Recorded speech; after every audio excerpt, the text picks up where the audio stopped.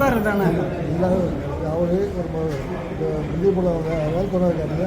ஆமாம் வந்து போனார். ஆமாம் அவங்க ஏதாவது அங்கே வந்து கொலைக்கு வருவாங்க. ஆமாம் கொலைக்கு வந்து இங்கே கூட்டு போவாங்க. சரி அந்த வழியாக வந்து கொலைக்கு வந்து சரி வந்து நம்ம வீட்டில் தங்கி இருந்து சரி சாப்பிட்டு போயிருந்தேன். சரி எல்லாரும் ஆமாம் எல்லாரும் சரி